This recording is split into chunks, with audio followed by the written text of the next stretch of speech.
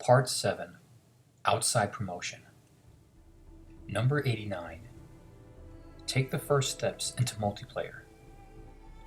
Fallout is a game that I think should always be single player. It's just you against the wasteland. But there could be some small multiplayer type tweaks that you can add to the game.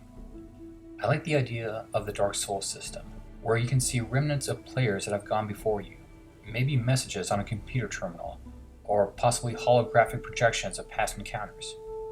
Number 90. Powerful DLC that feels warranted. I think it's pretty much guaranteed that the next Fallout will have DLC. And while I'm not too keen on DLC in general, some of the expansions for Fallout have been pretty cool, with Dead Money being one of my personal favorites. I like the atmosphere, I like the characters, but what I like the most is that it told a complete story that felt separate but equal to the world of Fallout. On the other hand, Operation Anchorage just felt like a glorified defeat the enemy mission, and I think we can do better than that. I'd like the downloadable content to be as memorable as the game itself. Number 91. Allow the DLC to actually come into the main game. Don't just allow us to take the weapons and armor. Allow us to bring companions that we've met in there, and maybe also have some of the DLC's enemies arrive in the game as well. Number 92. Give us a great launch. We cannot have another Diablo 3 or SimCity.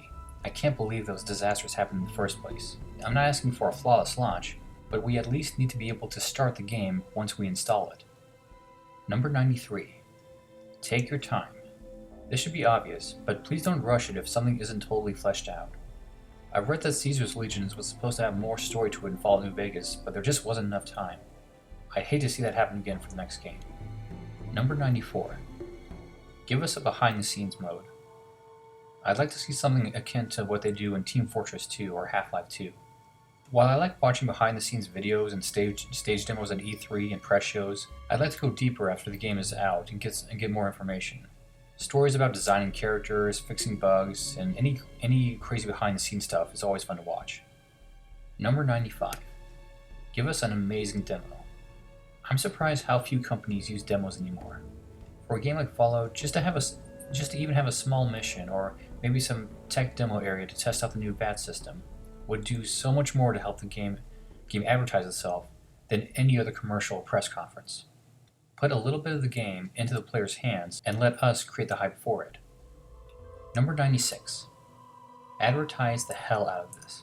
For sure, I'd like a Fallout 4 demo, but I'd also like to see a huge advertising push as well.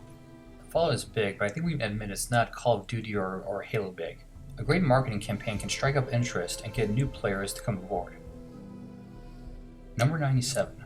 Keep up to date with the patches. The more the merrier. If the game isn't 100% glitch-free, that's okay. I'd like to see a concerted effort. Give us a portal so that we can contact the developers to say exactly what the problems are, instead of just talking about it on online forums. Number 98. Let us play in VR. I think virtual reality is going to be the next big thing for gaming, and I couldn't think of a better game than Fallout to capitalize on that. Number 99. Better achievements. I could probably do a whole video on gaming achievements. I probably will. But for now, the short version is this. Give us less grinding and collectathon achievements, and focus more on story and gameplay challenges. Not only are they more fun, but they can greatly expand the replayability of the game. And number 100. Listen to good advice, but make it your own game. I know this flies in the face of everything I've just said in these past videos, but what I mean is use your best judgment. I think it's great how social media has allowed developers to interact more easily with their audience, but sometimes I feel they go too far to cater to one group's needs. One blog post here, one hashtag there, and suddenly we've made huge changes that most likely were not needed at all. So take the advice you get with a grain of salt. If it helps the game, consider it. If not, then don't. And let the Metacritic score be damned. A great game is a great game, no matter what.